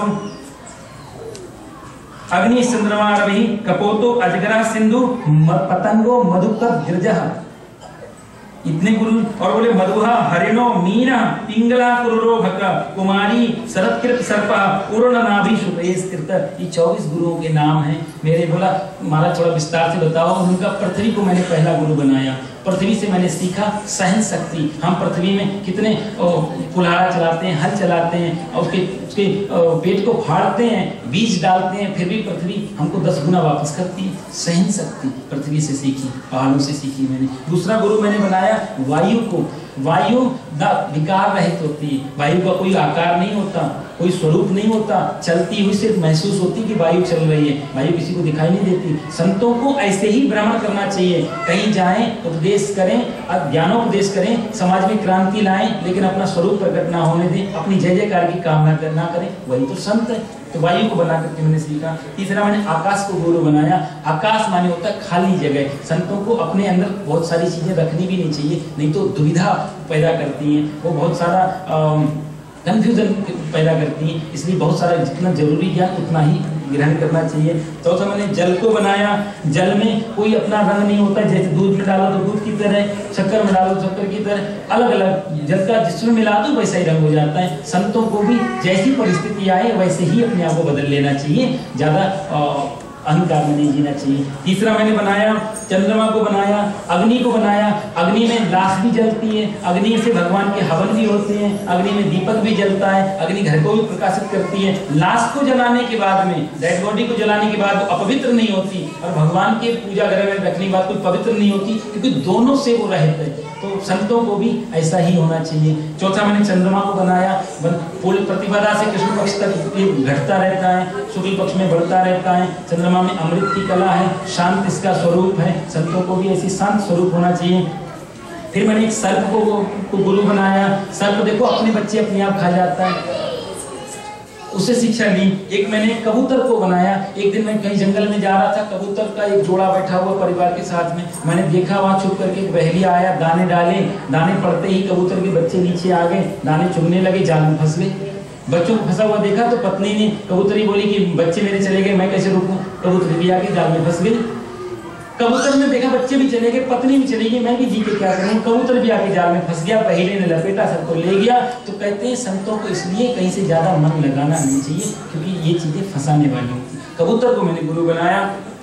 अजगर को गुरु बनाया। अजगर किससे क्या सीखा महाराज? बोले अजगर करे न चाकरी, पंछी करे न काम, दास मलुका कह गए सबके दाता राम। अजगर कभी किसी की चाकरी नहीं करता, लेकिन परमात्मा उसको भोजन देता है। अपने सिर्फ भोजन के लिए जीना नहीं चाहिए, जीने के लिए भोजन करना जरूरी है, भोजन के लिए जीवन नहीं है। इसलिए संत को भजन करना चाहिए। अजगर को गुरु बनाया। मधुमक्खी को गुरु बनाया। संग्रही नहीं होना चाहिए व्यक्ति को। मधुमक्खी सारा जीवन जोड़ती रहती है, शायद एक बार में आता वो लेके चला जाता है, शायद फिर बेचारी दोबारा जोड़नी चाहिए, पहले की गलती से कुछ सीखती नहीं है। संतों को संग्रही नहीं परिग्रही होना चाहिए। और हाथी को गुरु बनाया। हाथी को जो पकड़ने वाले लोग हैं वो बड़ा सा गड्ढा बनाते हैं, ऊपर से हल्का से पत्ते रख देते हैं, नकली हथनी रख देते हैं। दूसरी बार हाथी आता है, हथनी के चक्कर में गड्ढे में गिर जाता है, 20 दिन 30 दिन उसको भूखा रखते हैं, कमजोर हो जाता है, अपने बस में कर लेते हैं। सांसारिक सुखों के पीछे भागने वालों की ऐसी गति होती है, यही फंसता रहता है। हाथी को गुरु बनाया। कहते शहद निकालने वाले को गुरु बनाया। और हिरण को गुरु बनाया। सबसे भीरू प्राणी हिरण माना जाता है। संतों को सदा मृत्यु को अपने याद रख के डरते रहना चाहिए। हिरण को कस्तूरी इसके पेट में होती है और भागता है जंगल में। तो ये भी है कि परमात्मा भीतर बैठा है, बाहर नहीं है परमात्मा। तो जैसे हिरण पूरे जंगल में भागते परेशान होता है, ऐसा परेशान नहीं होना, क्योंकि परमात्मा अपने भीतर है, बाहर जहां भी जाओगे नहीं मिलेगा। और ये अपने अंदर से झांकोगे तो कहते हैं कि जो सबसे नजदीक हमारा हृदय है वही तो बैठा है। हृदय से अर्जुन तिष्ठति, ये मैंने हिरण से सीखा। मछली को गुरु बनाया। कांटे में आटा फंसा करके डालते मछली के लिए। मछली खाने की आती है आटा, और फंसती गाय में कांटा। आटा नहीं मिलता, कांटे फंस जाती है। तो जी हाँ, संसार में जितना भी सुख रूप आटा खोजने की कोशिश करोगे वहां पहले से कांटा फंसा हुआ है। हम पाने तो जाएंगे आटा, मिलेगा हमें कांटा। इसलिए मछली गुरु बना के सीखा। इसमें है ही नहीं, सारे कांटे में आटे फंसे हुए, चक्कर में नहीं पड़ना चाहिए। मछली से सीखा।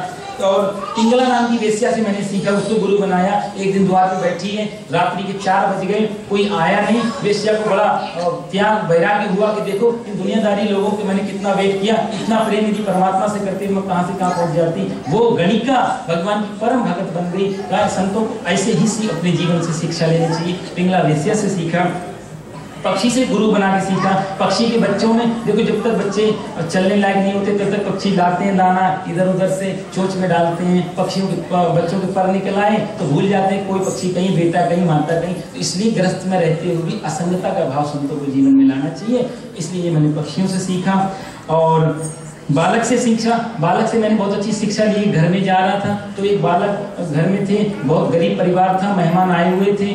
तो घर के मालिक ने कहा, देवी आज तो घर में कुछ है नहीं, क्या करें। तो देवी बोली, अब इनके लिए चाय भी बनाने के लिए पैसे नहीं है, क्या करें। तो उन्होंने बोला, मैं ऐसा करता हूँ, अब ये मेहमान लोग आए, बच्चों को तो 2, 4, 5 रुपए तो देके जाएंगे। मैं ऐसा करता हूँ, 1 रुपए का दूध, 1 रुपए की शक्कर लेके आता हूँ, और 1 रुपए की चाय पत्ती, 3 रुपए का हमारा खर्चा होगा, और 2 रुपए की अपने कोई मिठाई नमकीन बिस्कुट ले आएंगे, 5 रुपए का खर्चा। जाते समय बच्चे को 5 रुपए देके जाएंगे। ये उधार ले आया, बेचारा चाय नाश्ता कराया। चाय नाश्ता करा के मेहमान बोले, अच्छा देखो बहुत आनंद आया आपके यहाँ, बहुत अच्छा लगा। अब देखो मिठाई तो कुछ लाए नहीं, बच्चे को हम कुछ देना था, अब क्या करें। तो बच्चे को दक्षिणा देने लगे। बच्चा बोला, मैंने नहीं लेना।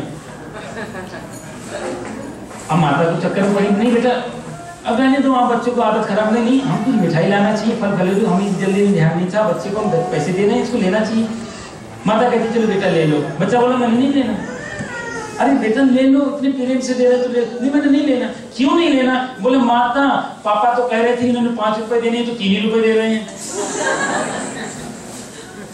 निर्मल जन मन सो मोहि पावा, मोहि कपट छल चित्र न भावा। भगवान राम कहते हैं, जिसका मन निर्मल है, जो कपट छल चित्र से रहित, बालक के समान जो है, जिसके अंदर बाहर एक ही जैसा हिस्सा, बच्चा नहीं जानता इसमें क्या है।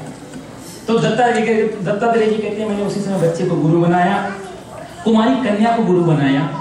एक कन्या घर में थी, उसके यहाँ मेहमान आए थे कन्या को देखने के लिए, विवाह के लिए। तो घर में उस दिन चावल खत्म थे, अब कड़ी बनी रखी है, ज्यादा घर में अन्न है नहीं। तो माता ने कहा, उनके सामने यदि धान लेके जाओगे तो ये क्या सोचेंगे मेहमान, इनके घर में चावल भी नहीं है।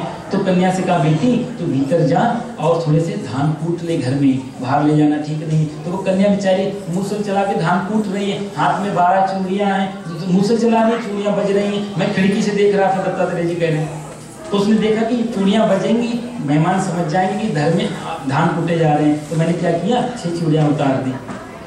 फिर से कूटने लगी तो 6 बजने लगी, मैंने फिर 2 और उतार दी, 4 बची। फिर से धान कूटे तो फिर 4 भी बज रही, मैंने 2 और उतार दी, 2 रह गई। फिर मूसल चलाई तो फिर से 2 भी बज रही हैं, मैंने 1 और उतार दी। शांति से धान कूटे, एक की कोई आवाज नहीं होती। तो कहते हैं, उनसे कुंवारी कन्या से मैंने सीखा कि संत को एकांतवास में रहना चाहिए, संग में रह करके। संसर्गजा दोष गुणा भवंती, संग के दोष और गुण दोनों में से कोई ना कोई आ सकता है। इसलिए मैंने कुंवारी कन्या से सीखा। तो चौथा मैंने बाण बनाने वाले से सीखा। बाण बनाना, उसकी नोक बना रहा है बाण की, सामने से राजा की गद्दी जा रही है पर उसको ध्यान ही नहीं है। अरे महाराज तुझे पता नहीं, तू बाण बनाने में इतना बड़ा राजा के सेना निकल गई। बोला मेरा ध्यान ही नहीं, मैं तो बाण बनाने। तो संतों को जैसे बाण बनाने वाला अपना एकाग्र मन रखता है, ऐसे एकाग्र बुद्धि होनी चाहिए, ध्यान और कहीं नहीं जाना चाहिए।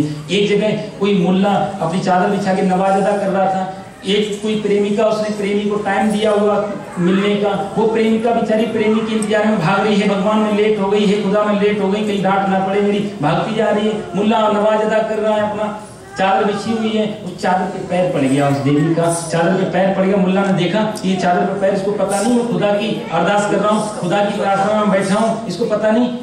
आएगी वापस पूछूंगा, वापस आई, उससे पूछा देवी तुझे पता नहीं मैं खुदा की नमाज अदा कर रहा था और तूने मेरे चादर पे पैर रख दिया? तो उसने हाथ जोड़ के कहा माफ करना मौलवी जी, मैंने अपने प्रेमी को मिलने का टाइम दिया था, 15 मिनट लेट हो गई थी, मुझे नहीं दिखाई दी किसकी चादर बिछी, किसका नमाज अदा हो रही, दिन है कि रात है, पर क्षमा करना तुम कैसे खुदा की नमाज अदा कर रहे थे कि तुम्हें मेरे पैर दिखाई दे गए? मुझे नहीं दिखाई दिया, साधारण से प्रेम में, खुदा के प्रेम में तुम्हें मेरे पैर दिखाई दे गए। संतों को एकाग्रचित होना चाहिए। ये मैंने कुमारी कन्या से सीखा, बाण बनाने वाले से सीखा, सर्प से मैंने सीखा, और इसके बाद मकड़ी से सीखा। मकड़ी जाल बनाती है, खुद ही उसमें फंस जाती है। हम लोग भी यहाँ माया के चक्कर इकट्ठे करते हैं, खुद ही उसमें फंस जाते हैं। अंत में कहते हैं भृंगी कीड़े को मैंने अपना गुरु बनाया। भृंगी नाम का कीड़ा कोई पैदाइशी भृंगी नहीं होता, हर एक भृंगी कीड़ा होता है, दूसरे किसी भी एक कीड़े को पकड़ के लाता है, पेड़ की जड़ में रख देता है और उसको जहरीले टंक मारता है, उसके आसपास घूमता है, आवाज करता है। तो वो कोई भी कीड़ा भृंगी के कीड़े के लगे हुए टंक के कारण उससे इतना डर जाता है कि उसी का स्मरण करता रहता है। तो उसी का स्मरण करते करते 24 घंटे में वो साधारण कीड़ा भृंगी कीड़ा बन जाता है। ब्रह्मविद ब्रह्मयो भवति, वहाँ दत्तात्रेय जी कहते हैं कि जिसका हम स्मरण करते हैं ना उसके गुण और दोष हमारे अंदर आ जाते हैं। तो परमात्मा के श्रेष्ठ का ऊपर ध्यान करना चाहिए, ब्रह्म का स्मरण करने वाला ब्रह्ममय हो जाता है। ये 24 गुरु बना करके मैंने सीखा। तो दत्तात्रेय जी का यहाँ संवाद आया। चौथा है कि भगवान ने उद्धव को उपदेश दिया है और भक्तों के लक्षण सारे उनके इसके बारे में सब बताया। अंत में भगवान सभी को लेकर के प्रभास क्षेत्र में चले गए। प्रभास क्षेत्र में देखा भगवान ने सबको शिक्षाएं दी, फिर भी समझा रहे हैं भगवान की शायद बुद्धि सुधर जाए। सुधरी नहीं, नहाते गए अपने समुद्र में, नहाते नहाते एक दूसरे को पानी उछालने लगे, पानी उछालते उछालते एक दूसरे की मुंडी पकड़ के डुबाने लगे, डुबाते डुबाते लड़ने लगे, लड़ते लड़ते एक दूसरे को घायल करने लगे। और कहते हैं वो जो पीस के मूसल पीस के जो छोड़ा था पानी में, वही किनारे आके वो गई घास रिका नाम की, उस घास को पकड़ के एक दूसरे को मारते, तलवार का काम करती है वो, गर्दन ही साफ हो जाती है, हाथ पे लगे तो हाथ साफ। कृष्ण और बलराम सामने सामने लेटे हुए हैं, इनके सामने 99 लाख जिनकी संख्या, इतना बड़ा परिवार कृष्ण के सामने ना सामने कट कट के मर रहा है, आनंद में लेटे हुए कि यही है योगेश्वर का चरित्र। हमारे तो जरा भी पीड़ा हो जाए कहीं तो सब इकट्ठा हो जाता है सारे काम से। भगवान के सामने उनके बेटे मारे जा रहे हैं, उनके परिवार की हत्याएं हो रही, कृष्ण को जरा भी विचलित नहीं, उनको मालूम है किसी का साथ है, ये कुछ नहीं हो सकता। कृष्ण के सामने 99 लाख की संख्या वाला पूरा परिवार आपस में लड़ लड़ के मर गया। कृष्ण वहां से उठे, बलराम जी को ने प्रणाम किया, प्रभु मुझे पता है आप लीला संवरण करना चाहते हो, मैं अब जाता हूँ। बलराम जी शेष नाम के रूप में अपने धाम को वापस वैकुंठ चले गए। बोलो बलराम जी महाराज की। अब कृष्ण ने अर्जुन को बुलाया, अर्जुन से कहा सुनो मेरी पत्नियां हैं, इन सबको तुम हस्तिनापुर ले जाओ क्योंकि आज के 7 बजे द्वारिका डूब जाएगी, द्वारिका नहीं रहेगी। अर्जुन बहुत रोए हैं। अर्जुन से कहा तुझे गीता सुनाइए, तो लाशकर अर्जुन कृष्ण पत्नियों को लेकर के गए, रास्ते में भील मिल गए। कहते हैं भागवत में आता है वो कृष्ण भील बन करके आ गए, अर्जुन से लड़ने लगे, अर्जुन को परास्त किया, गांडीव किसी काम नहीं आया। अर्जुन को मानो ये याद दिलाना चाहते थे कि जब तक मैं था तब तक तेरे गांडीव में शक्ति थी, मेरे बिना तो तेरी कोई शक्ति काम नहीं करेगी। मनुष्य की शक्ति किसी काम की नहीं जब तक परमात्मा बीच में ना आए। अर्जुन बेचारे रोते बिलखते वापस पहुंच गए। कृष्ण पत्नियों का हरण हो गया, भीलों ने लूट लिया इनको। और इधर जरा नाम का एक व्याध है, जरा नाम के व्याध ने आज बाण तैयार की, वही बाण निकाला है जिसपे वो लोहे का टुकड़ा लगाया था, निशाना साध रहा है। भगवान एक पैर के ऊपर दूसरा पैर करके लेटे हुए हैं पेड़ के नीचे, पीपल के वृक्ष के नीचे। भगवान के पैर में वत्स और पद्म और चक्र के चिन्ह है, दूर से लगने दिखता है कि जैसे हिरण की आंख हो। उसने बहेलिया ने सोचा कि हिरण की आंख, तीर मारा, भगवान के सीधे जाके चरणों में घुस गया। भगवान के कृष्ण के मुंह से चीख निकली। जरा नाम का व्याध भाग करके गया और जाकर कृष्ण ने देखा कि कृष्ण को मैंने द्वारिकाधीश को तीर मार दिया। बहुत रोया, प्रभु क्षमा करो मेरे से अपराध हो गया, मेरे को क्षमा करो, मेरे करोड़ों जन्म मुझे नरक में सड़ाओ पर मेरे को क्षमा कर दो प्रभु। भगवान बोले नहीं, तेरा एक उद्धार था इस जीवन में जो मैं उतार के जा रहा हूँ। समझा नहीं प्रभु। उन्होंने कहा कि रामावतार में जब मैं आया था और मैंने सुग्रीव के साथ मिलकर के तुझे धोखे से मारा था, ये बाली है, बाली को धोखे से मारा था, तो उसने साफ दिया था कि तुमने जैसे मेरे को धोखे से मारा, मैं भी तुम्हें ऐसे धोखे से मारूंगा। तो वही बाली आज जरा नाम के व्याध के रूप में आया। किसी का उदाहरण मैं अपने ऊपर रखता नहीं हूँ, आज तेरे भी ऋण से ऋण हो रहा हूँ। और सुन, जरा बोला मैं तो नरक में जाऊं, भगवान बोले चिंता मत कर, देख ऊपर विमान आ रहा, मेरे से पहले तू जाएगा। भगवान पे तूने बाण चलाया, कोई बात नहीं, तूने मेरा एक उधार पूरा किया, तूने मेरे पे कृपा ही की है, तो मैं दुनिया पे कृपा करता हूँ, जो मेरे पे कृपा करे वो मेरा सबसे अनन्य भक्त है। उस जरा नाम की व्यास को पहले भेज दिया भगवान ने, और कहते हैं कि जरा आपको भेज करके दारुक नाम का सारथी आया। देखो ये दारुक बहुत गोपनीय एक चरित्र है, बहुत गोपनीय पार्ट है इस कृष्ण लीला में, जिसका ज्यादा बखान नहीं कहीं भी, बहुत मुख्य दर्शक है ये दारुक सारथी भगवान श्री कृष्ण का। आज ये सामने आया, प्रार्थना कर रहा है प्रभु रथ में बैठे चलो। भगवान बोले दारुक अब मुझे इस रथ की जरूरत नहीं पड़ेगी कभी भी, क्योंकि मेरे लिए एक दूसरा ही रथ ऊपर से आ रहा है, उसमें मैं बैठ के जाऊंगा। दारुक रोने लगा, प्रभु मेरे लिए कोई आ गया, मैं किसका रथ हाँकूं? आपका रथ जिसने चला लिया, मैं किसी सांसारिक प्राणी का रथ नहीं हाँकूंगा। भगवान बोले जाओ बद्रिकाश्रम में मेरा भजन करो और अंत में तो मेरे को ही प्राप्त होगी। दारुक रोता रोता चला गया, वरदान दिया उसे, और उसके बाद में द्वारिका डूबेगी बताया इनको। भगवान यहाँ से स्वधाम को चले गए हैं। सुखदेव जी कहते हैं कि परीक्षित, ये सुखदेव और परीक्षित का प्रसंग चल रहा था ना, सुखदेव जी कहते हैं परीक्षित तुमने यही प्रश्न किए थे ना मेरे से, इस 6 प्रश्न थे ना सूत जी के, और उन्हीं प्रश्नों में सुखदेव जो परीक्षित की कथा थी, तो सुखदेव जी ने पूछा परीक्षित अब तुम मेरा प्रश्न, तुमने जो प्रश्न किए मैंने उत्तर दिए, मैं तुमसे एक प्रश्न करता हूँ। बोला बताओ महाराज। बोला क्या तुम मरोगे? क्या तुम मरोगे? परीक्षित ने 1 सेकंड भी नहीं लगाया, प्रभु जिसने जन्म ही नहीं लिया वो मरेगा क्या?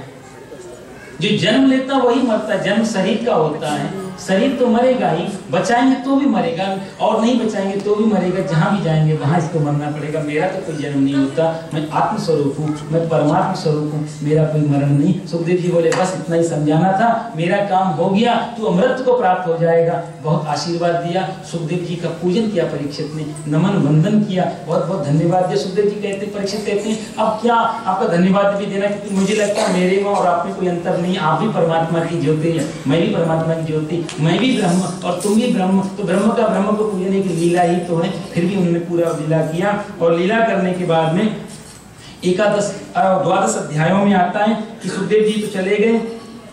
इधर कलयुग के राजाओं के बारे में प्रश्न हुए हैं, कलयुग के राजाओं के बारे में बताया, अंतिम उपदेश दिया, और सुखदेव जी को डसने के लिए तक्षक नाग अब चला है इंद्र के यहाँ से। तक्षक को 7वें दिन की काटना था, तक्षक चला वहां से, तो रास्ते में आया, एक ब्राह्मण को देखा, ब्राह्मण से पूछा तक्षक ने कहाँ जा रहे हो? ब्राह्मण का आज तक्षक नाग काटेगा ना परीक्षित को, उनकी अकाल मृत्यु होगी और मैं अपने मंत्रों से उन्हें बचा दूंगा। बोला अच्छा तुम्हारे अंदर शक्ति? बोला हाँ। बोला पहले यही प्रयास करके देख लो। एक पेड़ था, हरे भरा पेड़, पक्षी उस पर बैठे हुए, बहलिया लकड़ियां काट रहा है, उसको डंक मारा तक्षक ने, वो पूरा राख का ढेर बन गया। बोला इसको ठीक करो। ब्राह्मण ने मंत्र पढ़े, वैद्य मंत्र, संजीवनी विद्या के मंत्र पढ़ के जैसे मारे, वृक्ष पुनः हरा भरा हो गया, पक्षी वापस आ गए, पत्ते हरे हो गए, बहलिया लकड़ी काट। तक्षक बोला क्यों तुम संतों की बात उल्टी करने पे लगे हो? संतों का ऐसा शाप है कि परीक्षित की भस्म होना ही होना है, तो आप ऐसा मत करो, विधि के विधान में आप हस्तक्षेप मत करो। क्या चाहिए? ब्राह्मण ने कहा मुझे तो धन चाहिए। तक्षक बोला इसी पेड़ के नीचे जितना चाहिए ले जाओ गठरी मान के, वहां मत जाना। ब्राह्मण को वहां से वापस किया। तक्षक बोलता है जन्मेजय इनके पुत्र का नाम है परीक्षित की, बहुत सारी सेना सुरक्षा में लगाई है, लेकिन तक्षक बोला ऐसे जाऊंगा तो छोड़ेंगे नहीं। फूल के अंदर भमरे के रूप में बैठ गया, फूलों की वर्षा हो रही है आज परीक्षित के ऊपर। परीक्षित तो पहले ही जा चुके हैं, भागवत में आता है कि वो आत्मा, वो महापुरुष तो शरीर भस्म होने से पहले निकल जा चुका है, ये पूजा किसी और की है। जैसे ही फूल गिरे परीक्षित के ऊपर, उसमें से भौरे ने अपना असली स्वरूप प्रकट किया, तक्षक के रूप में डसा, और डसते ही वो शरीर पूरा राख का ढेर बन गया। बोलो परीक्षित जी महाराज की। और ये भगवान परीक्षित को सीधा वैकुंठ मिला। जन्मेजय इनके पुत्र का नाम, 12 स्कंद की अंतिम कथा बिल्कुल चल रही है, अंतिम अध्याय। जन्मेजय को पता लगा मेरे पिता को तक्षक ने काट लिया, ऋषियों को बुलाया, सर्प यज्ञ करवाया, एक आहुति के साथ में सैकड़ों सर्प उसमें गिर रहे, मंत्रों की शक्ति खींचे चले आ रहे हैं। तो ऋषियों ने आके समझाया, तक्षक भी आया। जब सारे सर्प समाप्त होने लगे तो तक्षक ने इंद्र के सिंहासन में लपेटा ले लिया, मंत्रों में शक्ति, इंद्र का सिंहासन चला आया। जैसे उसमें सुहाव होने वाला था, ऋषियों ने ब्रह्मा जी ने आके रोका, बेटा जन्मेजय ऐसा मत करो, तुम्हारे पिता को जाना ही था, उनके भाग में ऐसा लिखा हुआ था, इसलिए छोड़ दो इसको। तक्षक को वापस छोड़ दिया, जन्मेजय का यज्ञ बंद कराया। यज्ञ बंद करा करके 10 लक्षण बताए। सूत जी सौनकादि ऋषियों को कथा सुना रहे थे, सुखदेव जी परीक्षित को कथा सुना रहे थे, विदुर जी मैत्रेय को कथा सुना रहे थे, यदु महाराज युधिष्ठिर को कथा सुना रहे, 5-6 इसमें संवाद चल रहे थे। एक एक करके सारे समाप्त हो गए और विदुर जी बद्रिकाश्रम चले गए, उद्धव जी बद्रिकाश्रम चले गए, मैत्रेय जी अपना हरिद्वार चले गए और सुखदेव जी फिर वापस उसी निराकार ब्रह्म की समाधि में थे ना, और साकार ब्रह्म की समाधि में चले गए। परीक्षित को मोक्ष लग गया, जन्मेजय में जो है ये बंद कर दिया, उनकी आगे सृष्टि चली, कलयुग के बारे में बताया थोड़ा सा। और इन्हीं शब्दों के साथ में मैं अंतिम भागवत के बिल्कुल देखो 2 अंतिम श्लोक हैं, उनको आप मेरे साथ बोलेंगे। कहते उन श्लोकों को बोलने से भागवत के अंदर 18,000 श्लोक हैं, 365 अध्याय हैं और 365 अध्याय, तो इन सब 335 अध्याय 335 अध्याय, 12 स्कंद, इन सब का फल इन अंतिम 2 श्लोकों से मिल जाता है। आप मेरे साथ में बड़े प्रेम से बोलेंगे, इसके बाद में हम भागवत जी की आरती करेंगे, उसके बाद भजन आदि होंगे। आप अंतिम श्लोक मेरे साथ में बोलेंगे।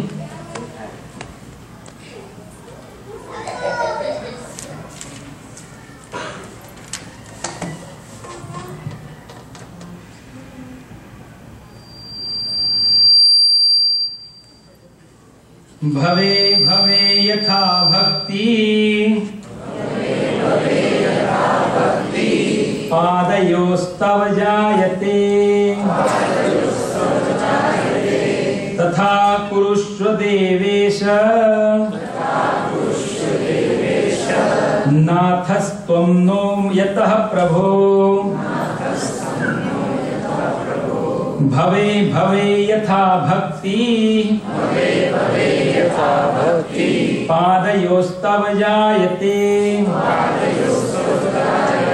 तथा कुरुष्व देवेश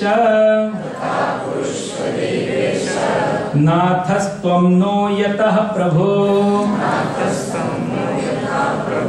नाम संकीर्तनं यस्य सर्व पाप प्रणाशनम् प्रणामो दुःख शमना तं नमामि हरिं परम्। नाम संकीर्तनं यस्य सर्व पाप प्रणाशनम् प्रणामो दुःख शमना तं नमामि हरिं परम्। बोलो श्रीमद् भागवत महापुराण की, द्वारिकाधीश की, राधा वल्लभ की, रुक्मिणी वल्लभ की, सच्चिदानंद भगवान की, कुंज बिहारी लाल की, लीला बिहारी लाल की, श्याम सुंदर महाराज की, परीक्षित जी महाराज की, सुखदेव जी महाराज की। जय जय श्री राधे, जय जय श्री राधे, जय जय श्री राधे श्याम। बहुत बहुत धन्यवाद, आप लोगों ने इतने प्रेम से कथा सुनी, इतना समय दिया, आप लोगों का मैं बहुत आभारी हूँ। शांति के साथ आप लोगों ने कथा सुनी। भगवान करे आप लोग सुख समृद्धि शांति को प्राप्त हो। जैसे परीक्षित को मोक्ष मिला, आपको भगवान ऐसे ही मोक्ष दें, स्वास्थ्य ठीक रखें, लंबी आयु दें, और जब भी जाना हो इस दुनिया से तो भगवान अपने चरणों में जगह दें, दोबारा इस दुनिया में आना न पड़े। और ऐसी विनम्र कामना भागवत मंच से आप लोगों को शुभकामनाएं करता हूँ। और इसके बाद में